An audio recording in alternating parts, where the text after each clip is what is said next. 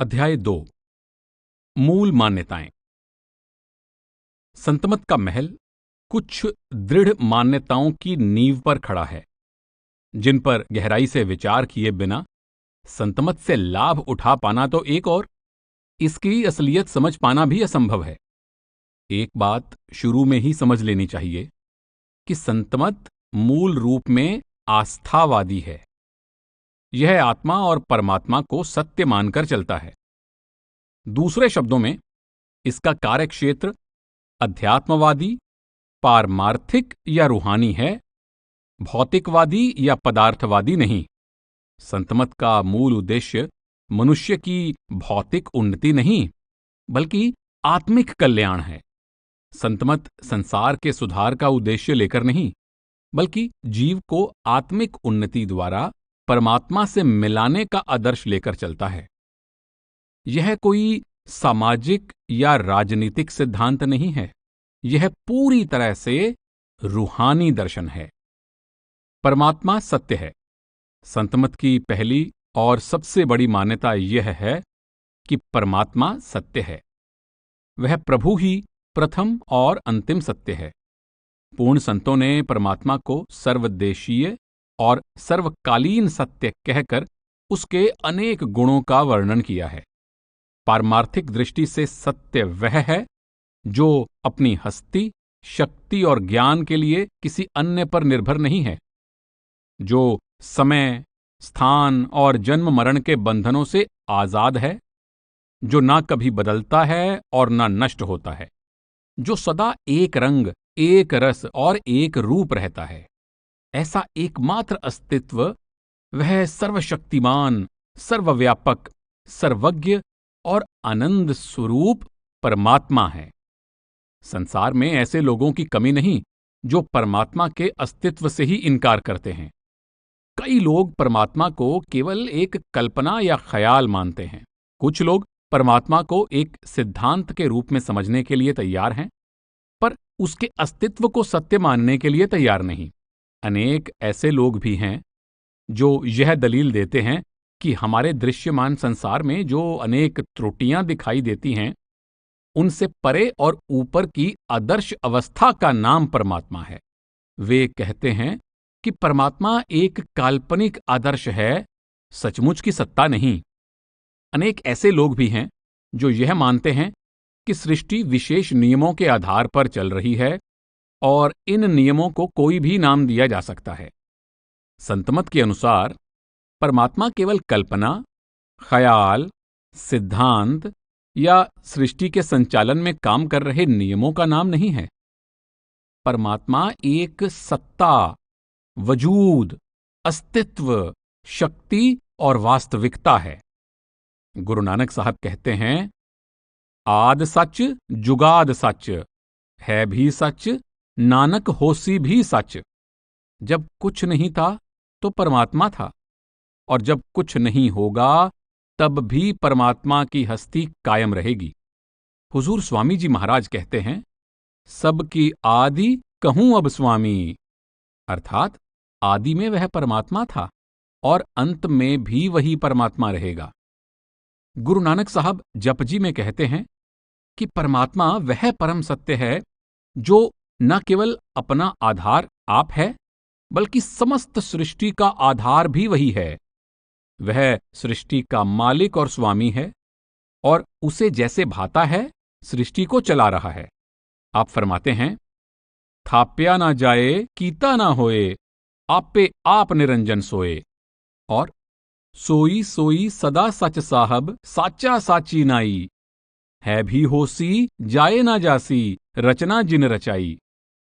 रंगी रंगी पाती कर कर, जिनसी माया जिन उपाई, कर कर वेखै कीता आपना, जिव तिसदी वड्याई।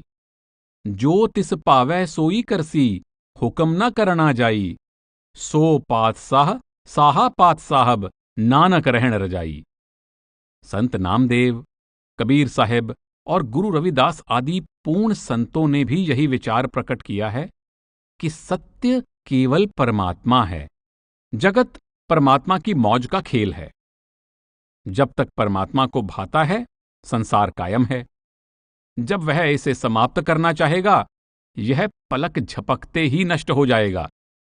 ऋषियों, मुनियों, वेदों, शास्त्रों और उपनिषदों ने परमात्मा को सत्य, चेतन और आनंद कहा है, जिसका अर्थ है कि उसका अस्तित्व एक हकीकत है और वह ज्ञानमय और आनंदमय है। वेद में उल्लेख है, एकं सद्विप्रा बहुधा वदन्ति, वह परम सत्य एक है। ज्ञानी लोग उसका वर्णन अनेक प्रकार से करते हैं। गुरु नानक साहब ने सत सुहान सदा मन चाओ कहकर सुझाव दिया है कि परमात्मा रूपी परम सत्य सुंदर और आनंद स्वरूप है। आप जपजी के मूल मंत्र में कहते हैं, एक्को सतनाम कर्ता पुरख निरपौ निर्वैर अकाल मूरत अजूनी सैभंग गुर प्रसाद। अर्थात परमात्मा सत्य है, सृष्टि का कर्ता है, निर्भय एवं निर्वैर है। वह जन्म मरण और समय तथा स्थान के बंधनों से मुक्त है। वह सतगुरु की दया से ही प्राप्त होता है। आपका परमात्मा को अकाल मूरत कहना बहुत भावपूर्ण है। अकाल अजर अमर का और मूरत परमात्मा के अस्तित्व की वास्तविकता का सूचक है। परमात्मा का अस्तित्व ही सच्चा और वास्तविक है। दूसरे शब्दों में, परमात्मा अनुभव का विषय है। अगर परमात्मा का अस्तित्व ही नहीं है या परमात्मा का अनुभव ही नहीं हो सकता, तो उसके संबंध में कोई चर्चा करना ही व्यर्थ है। परमात्मा वर्णन से परे है, लेकिन अनुभव से परे नहीं। उसका शब्दों में वर्णन नहीं किया जा सकता, परंतु उसे आत्मा द्वारा अवश्य जाना जा सकता है। परमात्मा के सत्य होने के भाव को प्रकट करने के लिए ही पूर्ण संतों ने जगत के झूठ और नश्वर होने के भाव पर बल दिया है। उन्होंने संसार की तुलना स्वप्न, रेत की दीवार, धुएं के महल, पानी के बुलबुले, वृक्ष की छाया, मृग तृष्णा और जादू के खेल से की है। संतजन जीवात्मा को उपदेश देना चाहते हैं कि इस चलायमान रचना में स्थायी सुख प्राप्त नहीं हो सकता। नश्वर रचना के बजाय अविनाशी परमेश्वर ही जीवात्मा के प्रेम का असली आधार होना चाहिए। यही कारण है कि संतों ने जीवात्मा को एक परमात्मा की भक्ति के अलावा दूसरी हर प्रकार की भक्ति से मन हटा लेने की प्रेरणा दी है। गुरु नानक साहब समझाते हैं कि जब संसार ही नश्वर है, तो इसकी वस्तुएं, पदार्थ, शक्लें और रिश्ते कैसे सच्चे हो सकते हैं। कूड़ राजा कूड़ प्रजा कूड़ सब संसार, कूड़ मंडप कूड़ माड़ी कूड़ बैसणहार। जिस काया के कारण हमारा संसार से संबंध है, वह भी झूठी है, और जिस संसार से हम मोह किए बैठे हैं, वह भी झूठा या नश्वर है।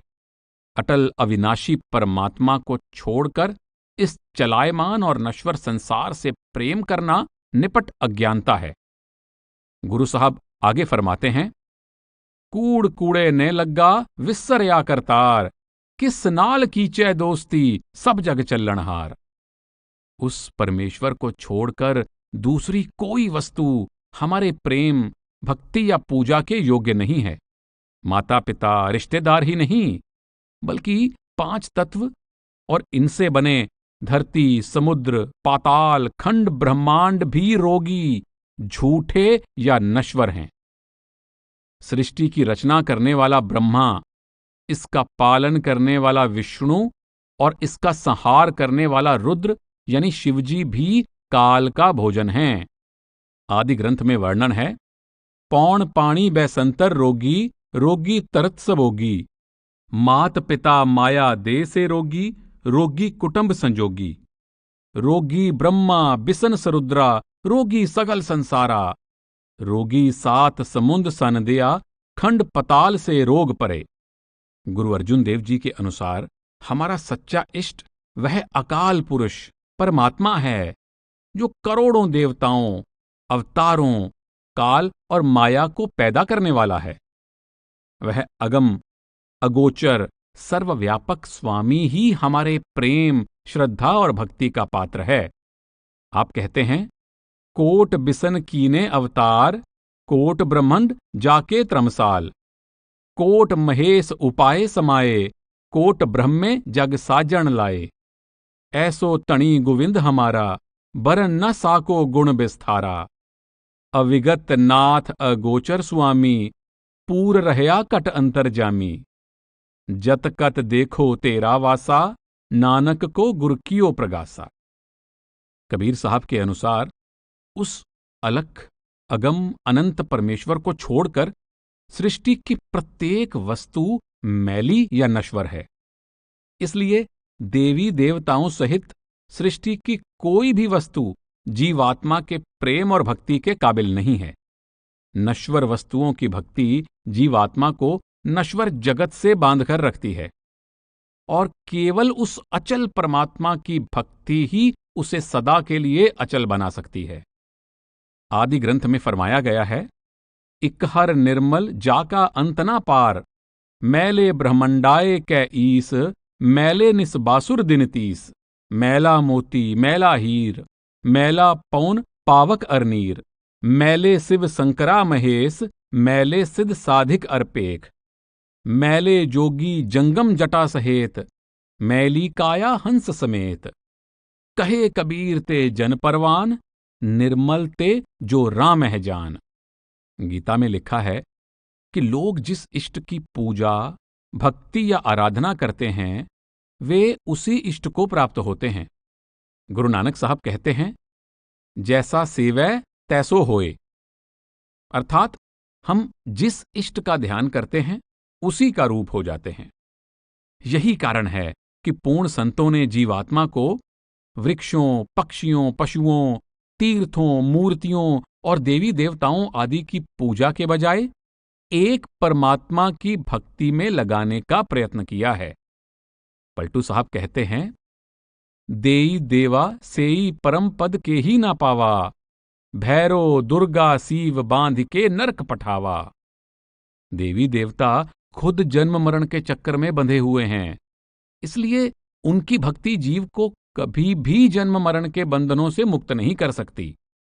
चेतन मनुष्य का मूर्तियों, तस्वीरों, शमशानों, समाधियों, खड़ाऊं आदि जड़ वस्तुओं की पूजा करना निपट अज्ञानता है। कबीर साहब कहते हैं, पाहन पूजे हरि मिलै, तो मैं पूजूं पहाड़। मूर्ति में शक्ति होने की बात सच्ची होती तो सबसे पहले मूर्ति गढ़ने वाले को खा जाती, जिसने उसके ऊपर बैठकर उसकी गढ़त की। आदि ग्रंथ में आता है, पाखान गढ़ कै मूरत कीनी, दे कै छाती पाओ, जे ए मूरत साची है, तो गढ़न हारे खाओ। आप अफसोस प्रकट करते हैं कि बाहरी कर्मकांड ने सारी धरती को डुबो दिया है और लोगों को विवादों के गड्ढे में धकेल दिया है। आप इस प्रकार की पूजा भक्ति को त्याग कर हृदय में निराकार परमात्मा का सच्चा प्रेम पैदा करने का उपदेश देते हैं। आदि ग्रंथ में वर्णन है, कबीर ठाकुर पूजै मोल लै, मन हठ तीरथ जाहे, देखा देखी स्वांग तर, पूले पटका खाहे।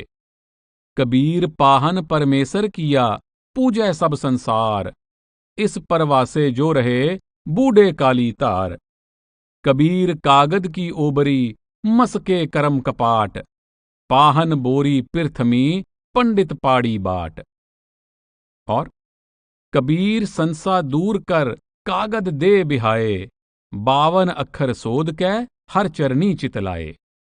जो लोग उस अचल, निर्मल, जन्म मरण से रहित पार ब्रह्म को छोड़कर भ्रमवश मन चाहे ढंग से पूजा करते हैं, या पत्थरों की पूजा में लगे रहते हैं, या फिर देवी देवताओं को प्रसन्न करने के लिए ऐसे जीते जागते जीवों की बलि देते हैं जिनके अंदर पार ब्रह्म परमेश्वर का निवास है, उनको अपनी अज्ञानता पूर्ण करने के कारण सख्त सजा भुगतनी पड़ती है।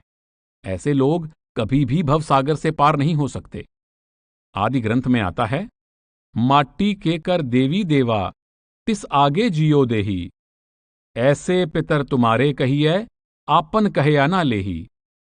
सरजियो काटै निर्जियो पूजै, अंत काल को पारी। राम नाम की गत नहीं जानी, पै डूबे संसारी। देवी देवा पूजह डोलै, पार ब्रह्म नहीं जाना।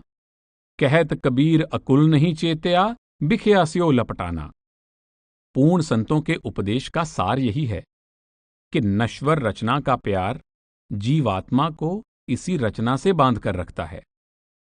उस अमर अयोनि परमात्मा का प्रेम उसे आवागमन के बंधनों से मुक्त करके सदा के लिए परमपिता परमात्मा में समाने के योग्य बना देता है।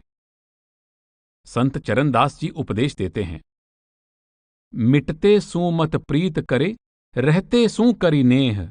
झूठे कू तज दीजिए, सांचे में करी गेह। आत्मा सत्य है। संतमत की दूसरी मान्यता यह है कि आत्मा परमात्मा की अंश है। मनुष्य की हस्ती का सार आत्मा है और आत्मा की पहचान द्वारा परमात्मा की पहचान करके ही जीव सच्ची शांति प्राप्त कर सकता है। कबीर साहब कहते हैं, कहो कबीर इहिराम की अंश। गुरु नानक देव जी कहते हैं, आत्म मह राम, राम मह आत्म। फिर कहते हैं, सागर मह बूंद, बूंद मह सागर।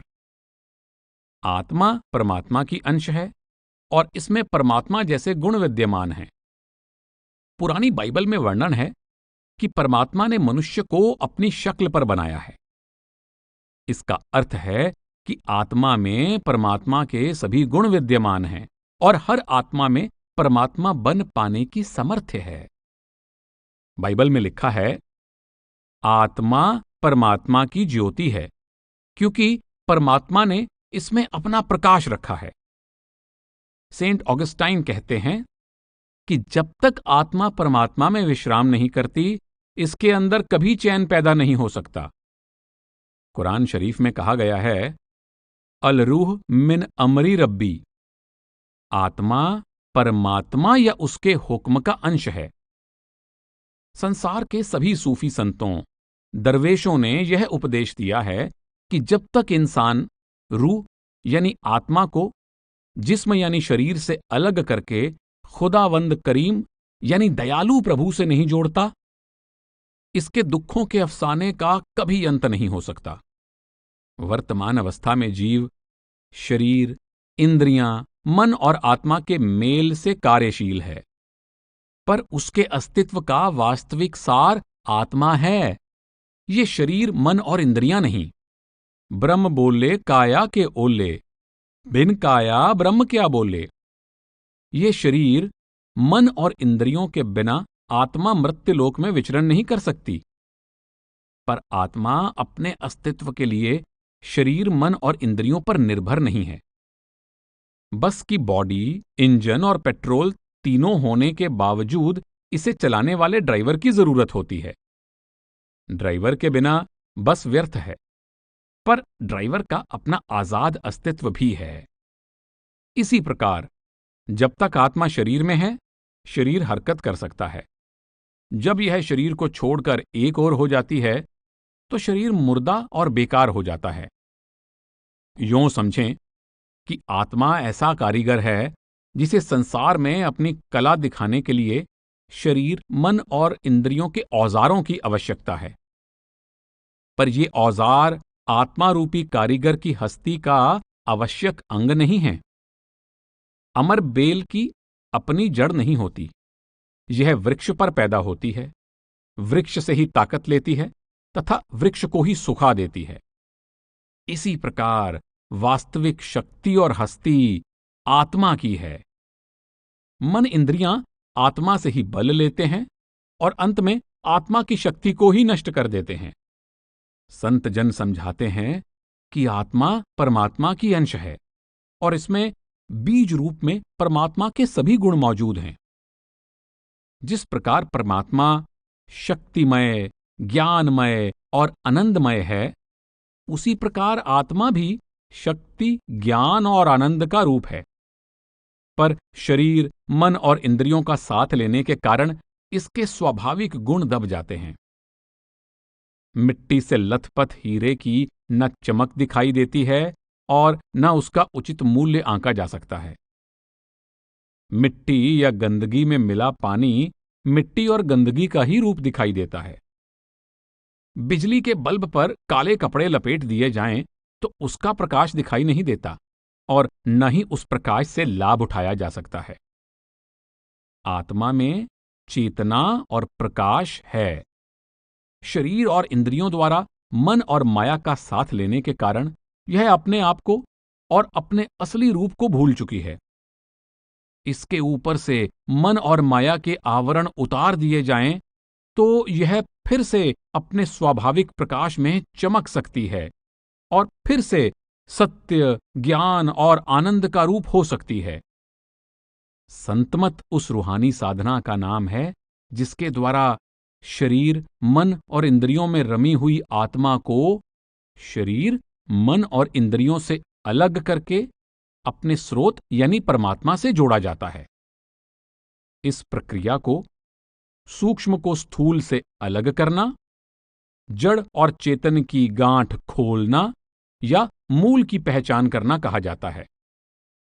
जड़ और चेतन की गांठ खोलने या मूल की पहचान का एक अर्थ यह है कि आत्मा को शरीर, मन और इंद्रियों से अलग किया जा सकता है। इसका दूसरा अर्थ यह है कि मनुष्य की हस्ती का आधार आत्मा है और आत्मा को शरीर, मन और इंद्रियों से अलग करके ही मनुष्य सही अर्थों में पूरा मनुष्य या सच्चा मनुष्य कहला सकता है। गोस्वामी तुलसीदास जी के वचन हैं, ईश्वर अंश जीव अविनाशी, चेतन अमल सहज सुख राशि। सो माया बस भयो गोसाई, बंध्यो कीर मरकट की नाई। जड़ चेतन ही ग्रंथि परि गई, यद्यपि मृषा छूटत कठिनाई। तब ते जीव भयो संसारी, छूट ना ग्रंथि ना होई सुखारी। अर्थात आत्मा परमात्मा की अंश होने के कारण परमात्मा की भांति निर्मल, चेतन, अमर, अविनाशी है और सच्चे आनंद का भंडार है। माया के बंधन में बंधी आत्मा की हालत पिंजरे में बंद तोते और रस्सी से बंधे बंदर जैसी हो गई है। चेतन आत्मा द्वारा जड़ शरीर, मन और इंद्रियों का साथ लेने के कारण जड़ और चेतन की गांठ बंध गई है। अब इस गांठ का खुलना कठिन हो गया है। न तो जड़ चेतन की गांठ खुलती है और न ही इससे सच्चे सुख की प्राप्ति होती है। हुजूर स्वामी जी महाराज फरमाते हैं कि आत्मा चेतन है, यह परमात्मा की अंश है। यह अपने स्रोत से बिछुड़कर मन, इंद्रियों, शरीर और संसार से बंध गई है। ये सब जड़ हैं और चेतन आत्मा का इनसे स्थायी रिश्ता नहीं। जब तक आत्मा इनके मोह में बंधी रहती है, यह दुखी रहती है। इसे चाहिए कि जड़ और चेतन की गांठ खोलकर अपने आप को पहचान ले और अपने स्रोत में वापस समा जाए, ताकि इसे सच्चे और स्थायी आनंद की प्राप्ति हो जाए। स्वामी जी सार बचन में फरमाते हैं, सुरत तू दुखी रहे हम जानी, जा दिन से तुम शब्द बिसारा, मन संग यारी ठानी। मन मूरख तन साथ बंधानी, इंद्री स्वाद लुभानी। कुल परिवार सभी दुखदाई, इन संग रहत भुलानी। तू चेतन यह जड़ सब मिथ्या, क्यों कर मेल मिलानी। ताते चेत चलो यह अवसर, नहीं भरमो तुम खानी। साईं बुल्ले शाह ने जीवात्मा के सम्मुख प्रश्न रखा है, तू किधरों आया किधर जाना, अपना दस ठिकाना। जिस देश से जीवात्मा आई है, जिस देश में यह विचरण कर रही है और जिस मंजिल पर यह पहुंचना चाहती है, इसे उसका ज्ञान होना चाहिए।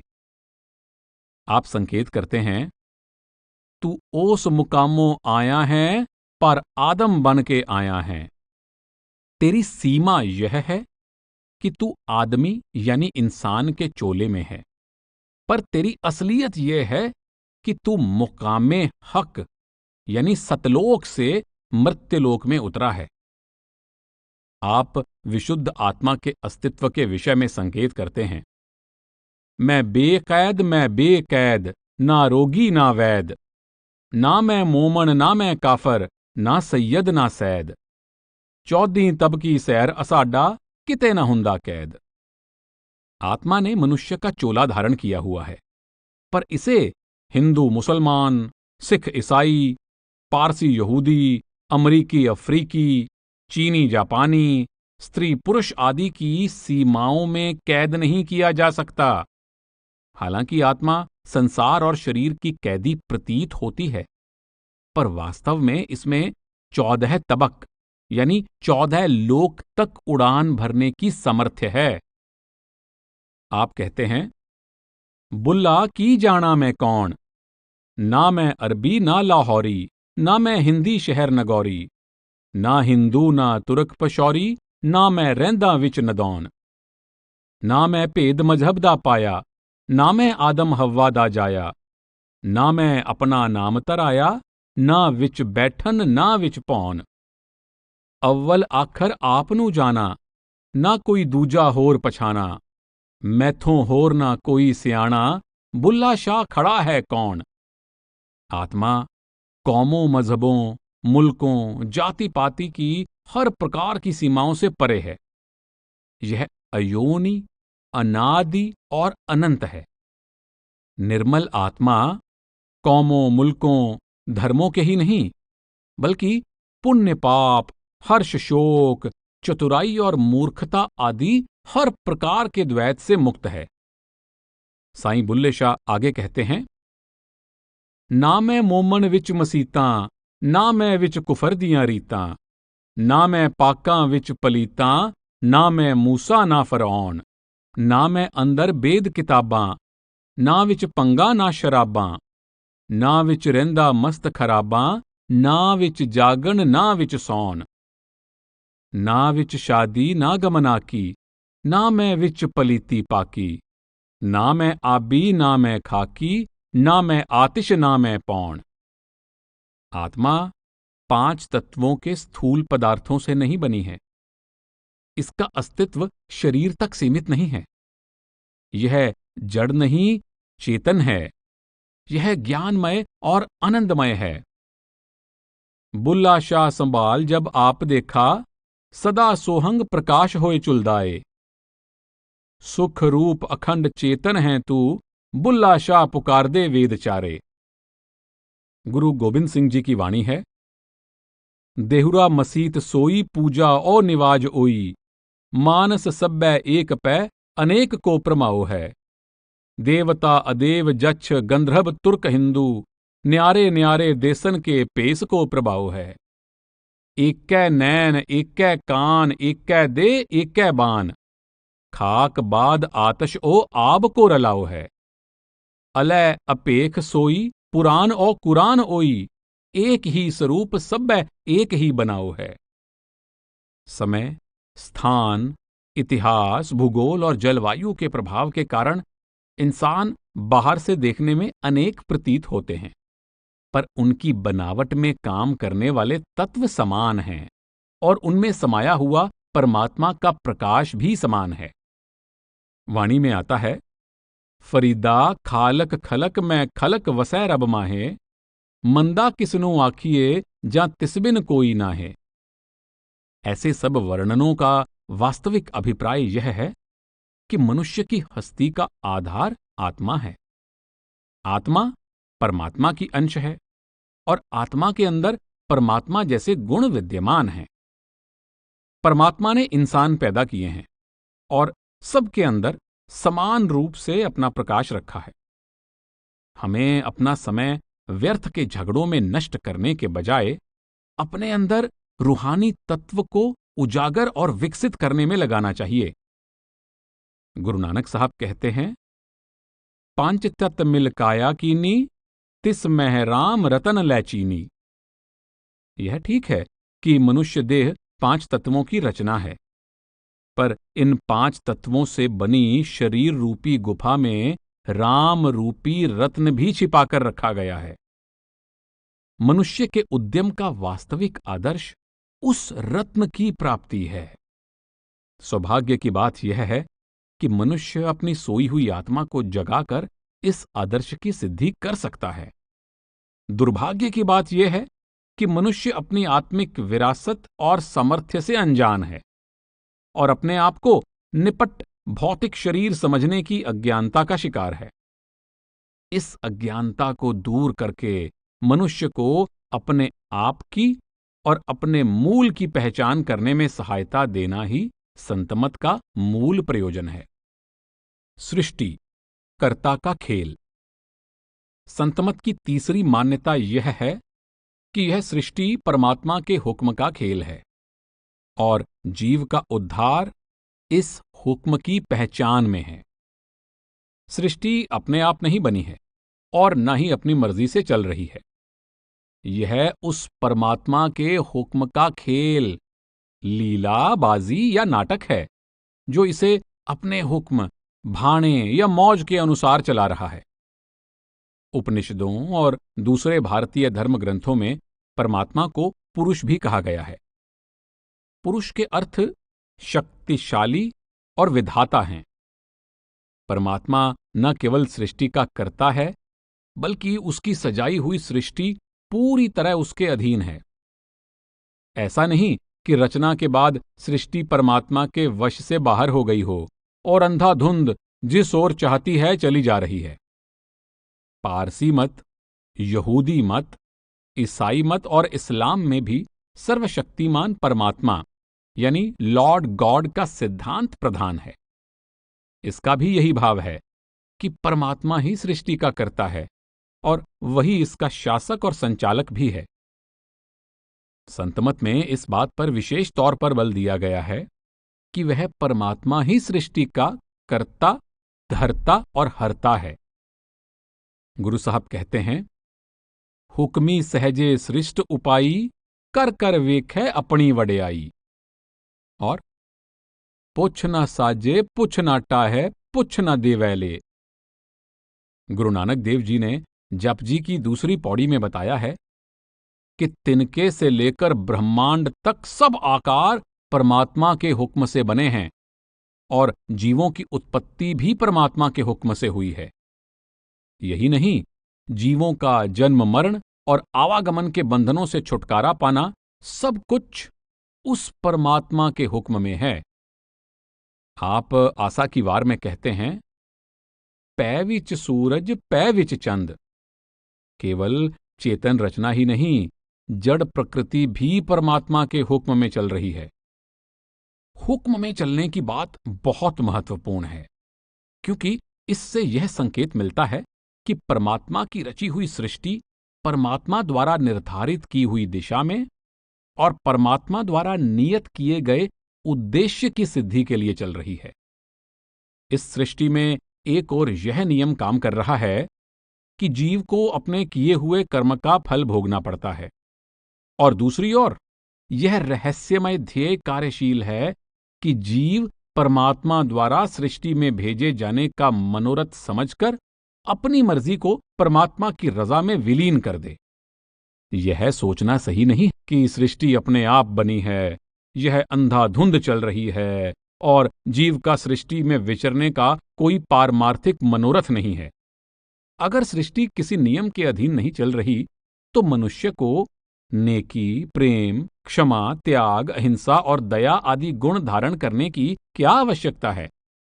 उस दशा में तो प्रत्येक जीव को केवल अपने निजी लाभ की चिंता होनी चाहिए और उसे लूट मार, छीना झपटी से काम लेकर भी अपने हितों की पूर्ति करनी चाहिए।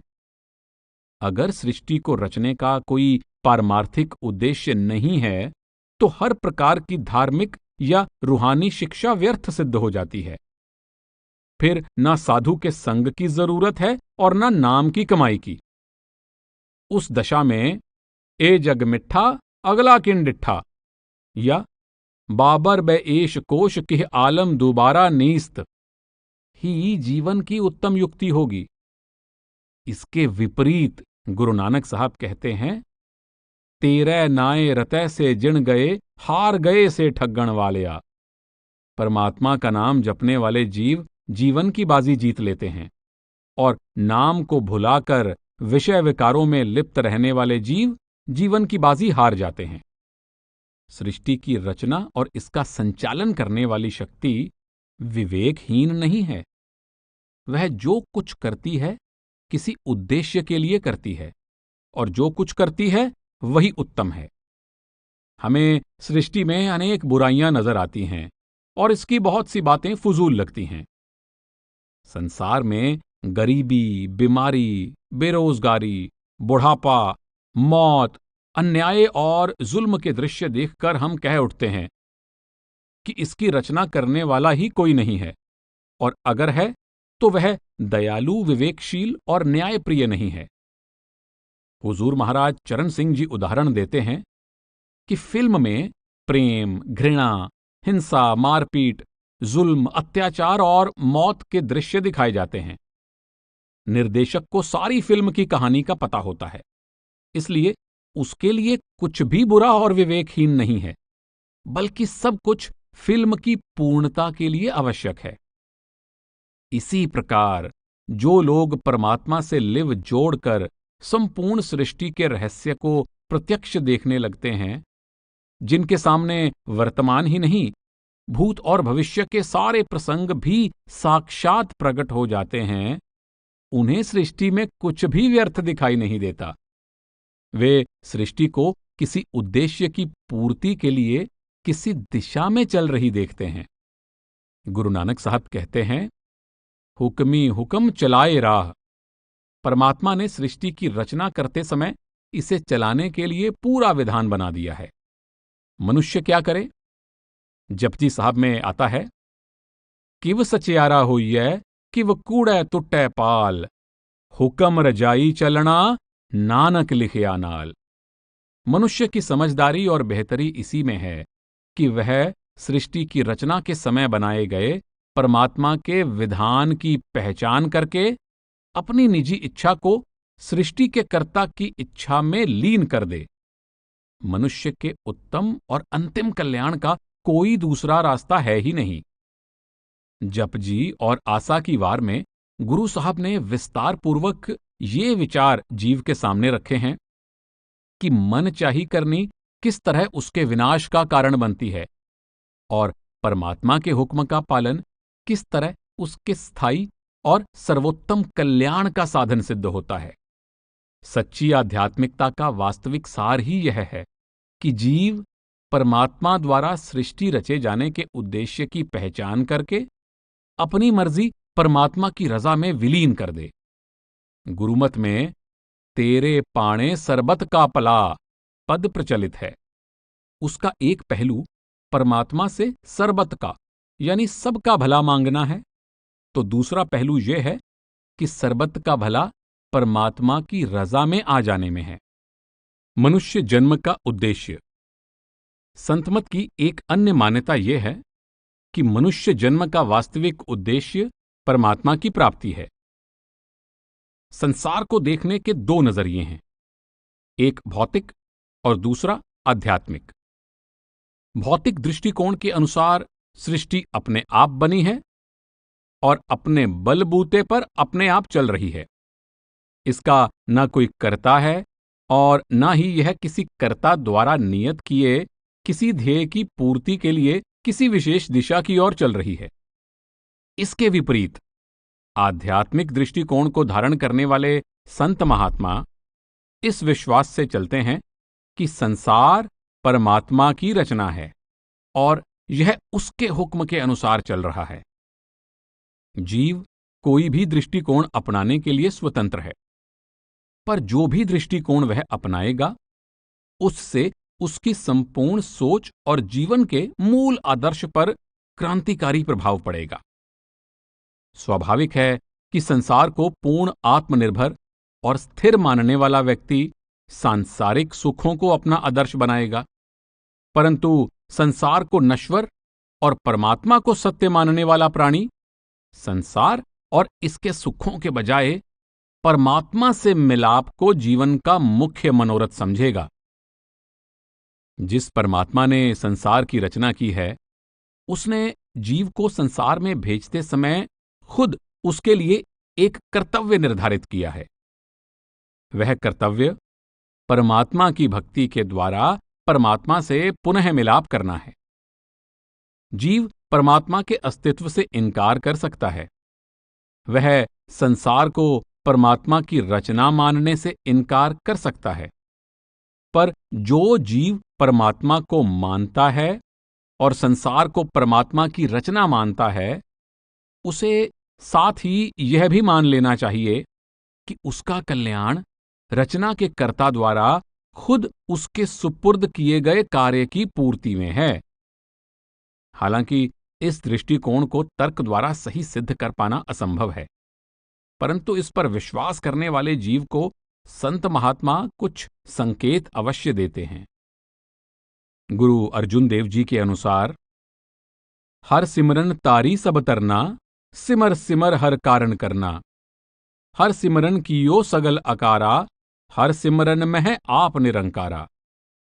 अर्थात, हे जीवात्मा, तू यह बात भली भांति समझ ले कि कर्ता ने सृष्टि की रचना इसलिए की है कि जीव उस कर्ता पुरुष के नाम का जाप करके उससे मिलाप करे। हरि का सिमरन करना ही हरि द्वारा जीव को सृष्टि में भेजे जाने के कार्य की पूर्ति करना है। गुरु नानक साहब सिद्धों की गोष्ठी में योगियों को समझाते हैं कि जिस कर्ता ने आवागमन का क्रम बनाया है, उसने ही सच्चे गुरुमुखों या सच्चे भक्तों के लिए संसार की रचना की है।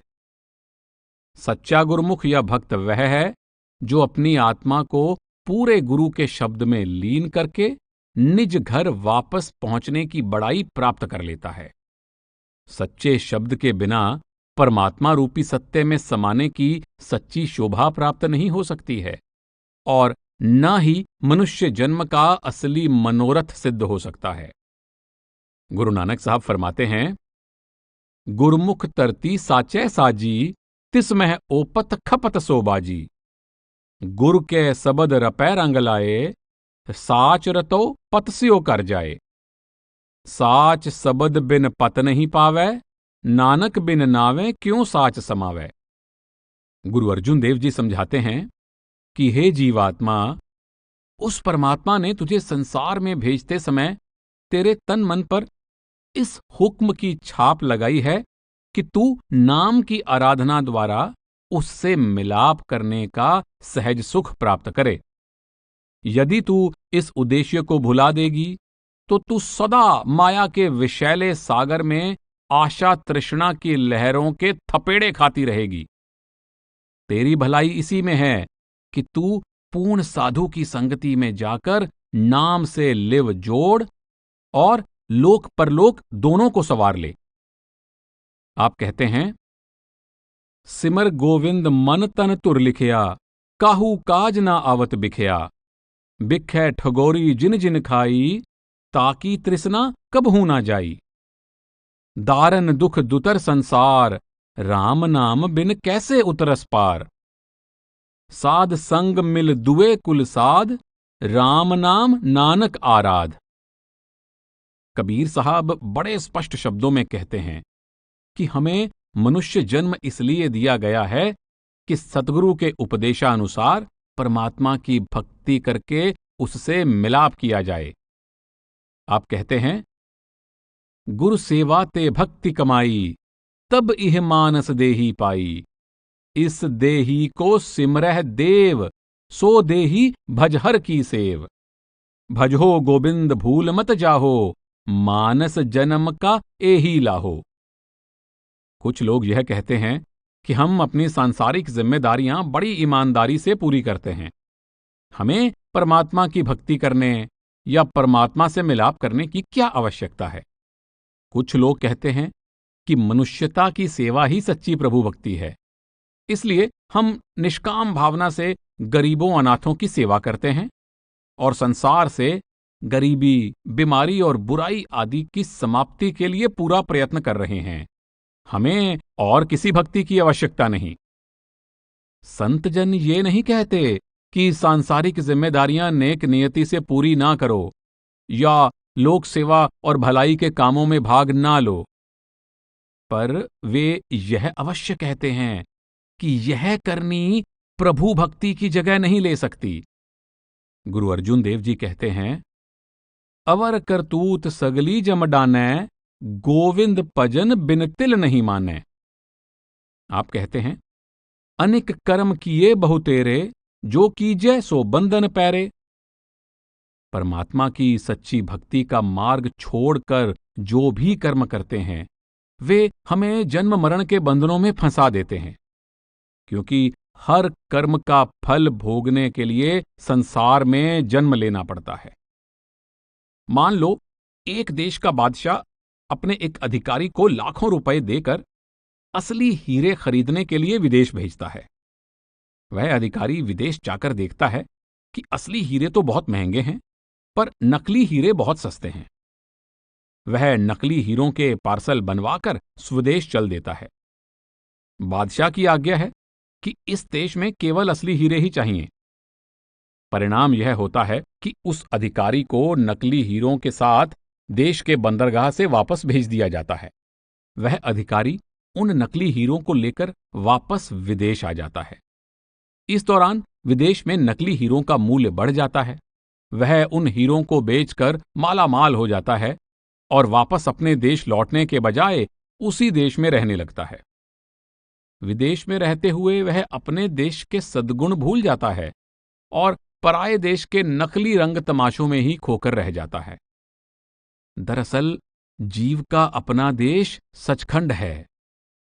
परमात्मा रूपी शहंशाह ने उसे सांसों की पूंजी देकर यहां परमात्मा की भक्ति द्वारा परमात्मा से मिलाप करने के लिए भेजा है।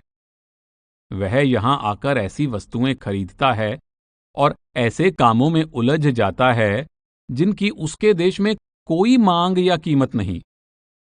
उसका देश पूर्ण ज्ञान, पूर्ण चेतना और पूर्ण आनंद का देश है। उस देश में केवल प्रभु भक्ति के हीरे ही पहुंच सकते हैं। इसलिए जो व्यक्ति सांसारिक जिम्मेदारियां और लोक सेवा के नकली हीरे खरीदते हैं, उन्हें इस मर्त्य लोक में सुख और मान बढ़ाई मिलती रहेगी, पर वे अपने देश सचखंड में कभी वापस नहीं पहुंच सकेंगे। वे राजा महाराजा बन जाएंगे, कौमों, मजहबों, मुल्कों की हुकूमतें हासिल कर लेंगे या फिर स्वर्गों और बैकुंठों तक पहुंच जाएंगे, पर वे कभी त्रिलोकी को पार करके अजर अमर आनंद के निज धाम वापस नहीं पहुंच सकेंगे। वे हमेशा आवागमन के बंधनों में ही जकड़े रहेंगे। ईमानदारी के साथ सांसारिक कर्तव्य पूरे करने से और लोक सेवा के कामों से किसी सीमा तक मन का बर्तन साफ हो सकता है, पर जब तक साफ हुए बर्तन में प्रभु भक्ति का दूध नहीं डालते, बर्तन साफ करने का कोई लाभ नहीं और उस बर्तन के दोबारा गंदा हो जाने का डर सदा बना रहता है। गुरु नानक साहिब फरमाते हैं, पांडा तोए बैस तूप देव हो, तऊ दूधे को जाव हो, दूध करम फुन सुरत समायण, होए निरास जमाव हो, जपहो त एको नामा, अवर निराफल कामा। आपका अभिप्राय है कि मन रूपी बर्तन को साफ करके इसमें परमात्मा की भक्ति का दूध डालो। उस दूध को नाम की कमाई का जामन लगाओ, ताकि उसमें से परमात्मा से मिलाप का मक्खन प्राप्त किया जा सके। आप उपदेश देते हैं कि परमात्मा की भक्ति यानी नाम की कमाई के बिना बाकी सब काम व्यर्थ हैं। गुरु रामदास जी कहते हैं, काया नगर नगर है नीको, विच सौदा हर रस की जय। हमारी काया बहुत सुंदर नगर है।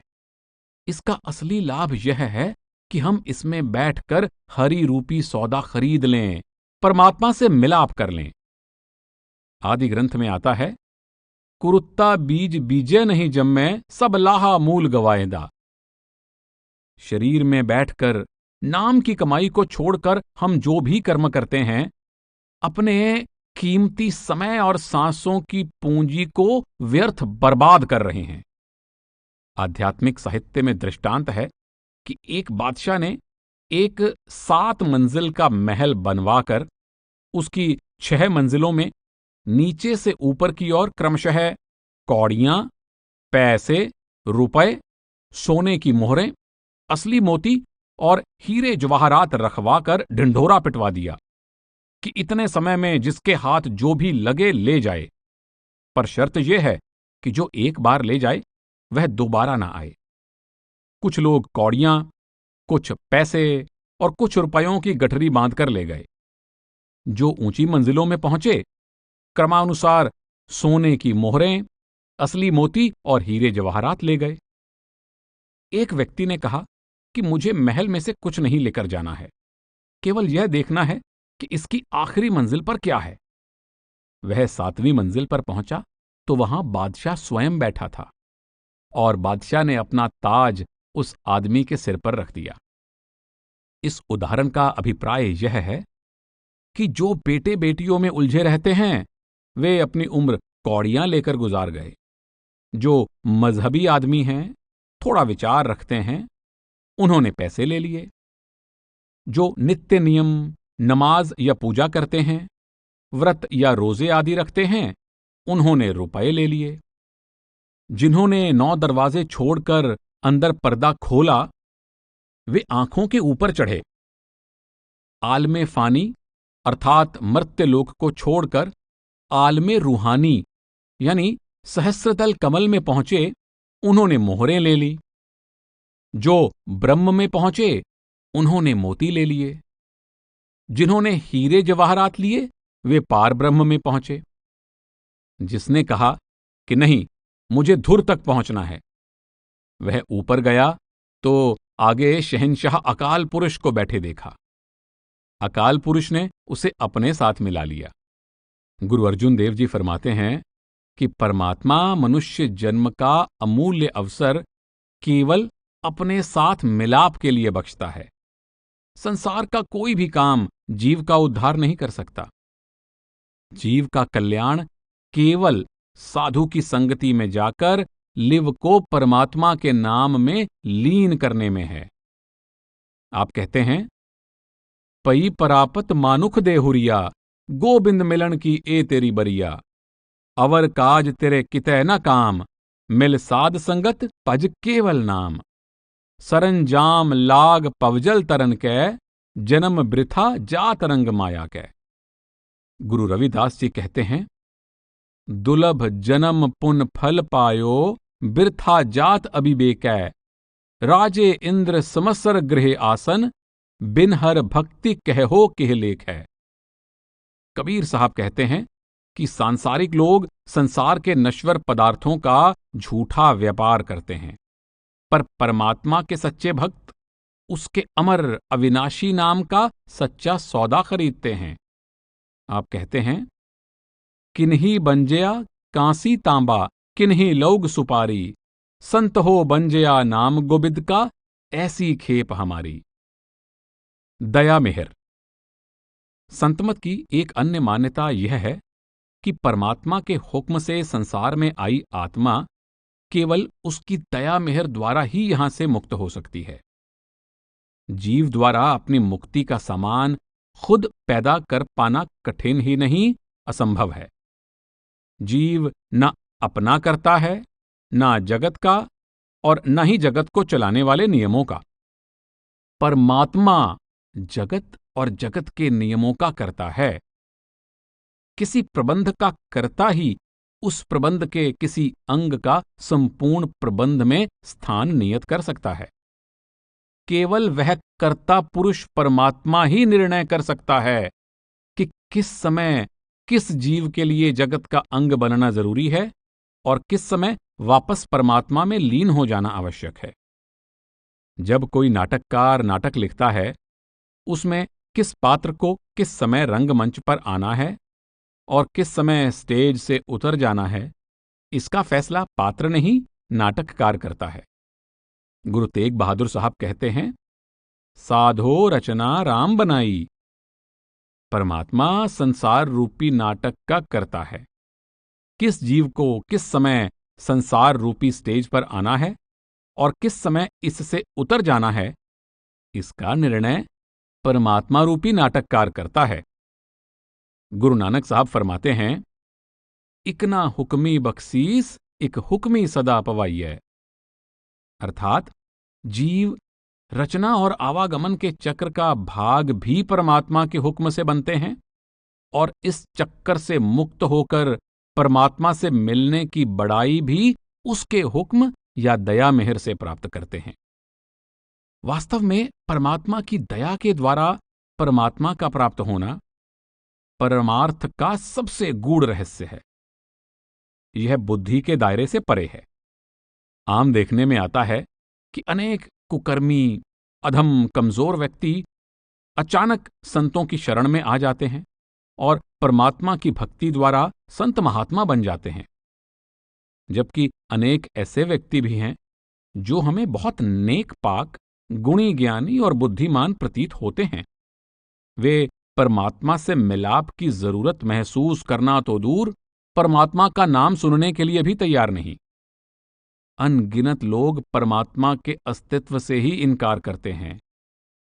यह सब परमात्मा की अपनी लीला है।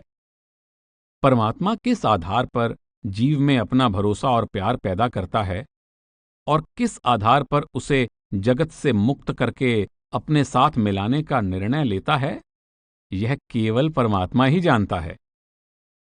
यहां पहुंचकर परमात्मा की दया ही रजा का रूप धारण कर लेती है। वास्तव में रजा और दया एक ही सिक्के के दो पहलू हैं। परमात्मा की दया मेहर या रजा परमात्मा की भांति ही बुद्धि से परे और ऊपर है। यह रजा या दया अच्छा बुरा, बुद्धिमान मूर्ख, छोटा बड़ा, स्त्री पुरुष का फर्क नहीं देखती।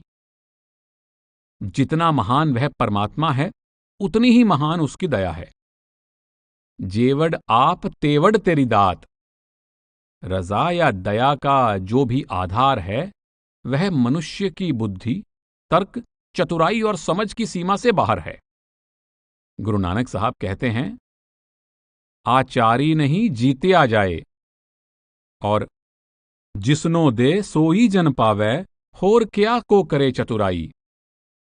कबीर साहब कहते हैं, चतुराई ना चतुर्भुज पाइये। अर्थात नेक आचरण और बुद्धिमत्ता अलग पहलू हैं तथा परमात्मा की प्राप्ति बिल्कुल और ही विषय है। अंधे की ताकत नहीं है कि आंखों वाले को पकड़ सके। आंखों वाला खुद उसे अपनी उंगली पकड़ा सकता है। निर्बल की शक्ति नहीं कि वह सबल को पकड़ सके। वह खुद उसे अपना हाथ पकड़ा दे, तभी वह उसे पकड़ सकता है। कोई व्यक्ति अपनी बुद्धि या चतुराई द्वारा सर्वज्ञ प्रभु को वश में नहीं कर सकता। गुरु नानक साहब के अनुसार देह रूपी चोला जीवन के अच्छे बुरे हालात या सुख दुख, उम्र, बुद्धि आदि अपने अपने कर्मों के अनुसार मिलते हैं, पर मुक्ति की प्राप्ति केवल परमात्मा की दया मेहर द्वारा होती है। आदि ग्रंथ में लिखा है, कर्मी आवे कपड़ा नदरी मोख द्वार। गुरु अर्जुन साहब फरमाते हैं कि न कोई अपनी मूर्खता के कारण परमात्मा से दूर है और न ही कोई अपनी चतुराई के कारण उससे निकट है।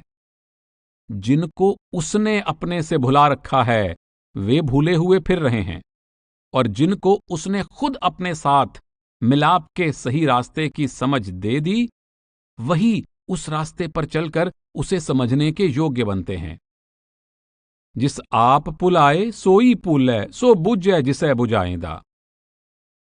गुरु अमरदास जी कहते हैं कि अच्छे बुरे जीवों को पैदा करने वाला भी वही है, उन्हें परखने वाला भी वही है और परख के काबिल बनाने वाला भी वही है। आप कहते हैं, खोटे खरे तुद आप उपाए, तुद आपे परखे लोक सबाए। खरे परख खजाने पाइयै, खोटे परम पुलावणिया। कबीर साहब कहते हैं, साहिब से सब होत है, बंदे तें कछु नाही, राई तें परबत करै, परबत राई माहें। जो कुछ करता है वह कुल मालिक खुद करता है। उसकी दया मेहर होती है तो राई को पर्वत अर्थात आत्मा को परमात्मा बना देता है। परमात्मा की दया मेहर द्वारा परमात्मा की प्राप्ति होने के सिद्धांत को धुर कर्म का सिद्धांत भी कहा जाता है, जिसका अभिप्राय है कि जिसके मस्तक में परमात्मा धुर से लिखता है, वही परमात्मा की भक्ति द्वारा परमात्मा से मिलाप कर सकता है।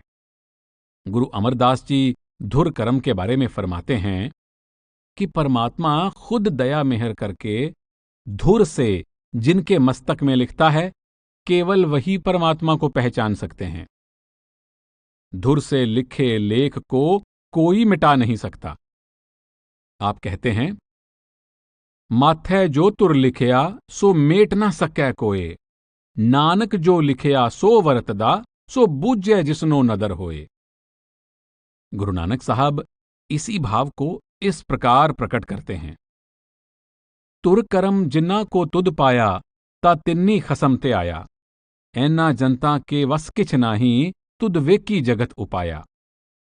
और जे तू किसे न देही मेरे साहिबा, क्या को कढ़ै गहना, नानक बिनवै सो किछ पाइयै पुरब लिखे का लहना।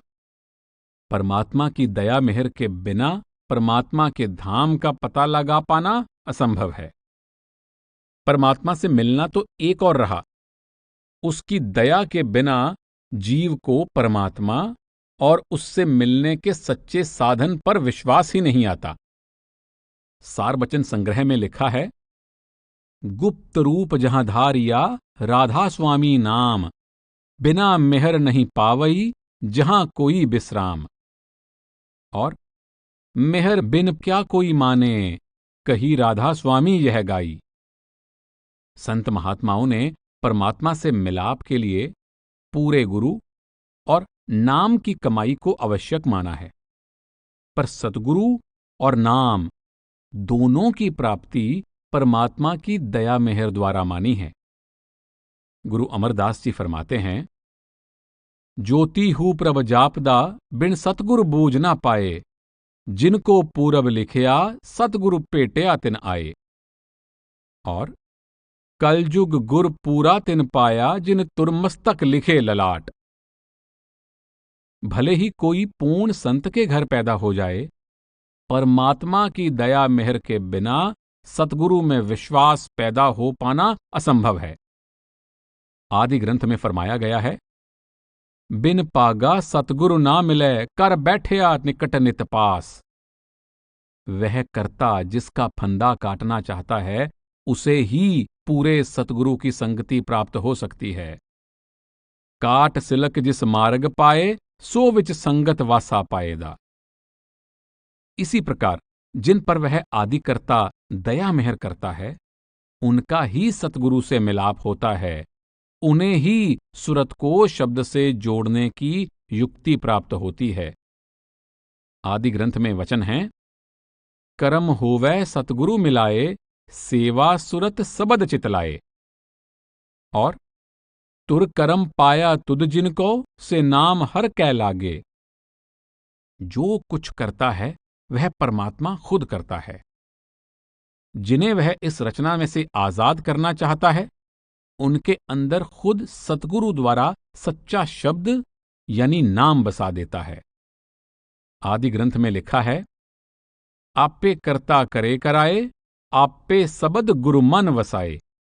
गुरु अर्जुन देव जी का कथन है, काल ना मिलियो सेव ना मिलियो, मिलियो आए अचिंता। जाकऊ दया करी मेरे ठाकुर, तिन गुरह कमानो मनता। आपका भाव है कि परमात्मा मनुष्य के यत्न द्वारा नहीं, बल्कि उसकी दया द्वारा मिलता है। जिस जीव पर उस प्रभु की दया हो जाती है, वह सतगुरु के उपदेश पर चलकर उससे मिलाप कर लेता है।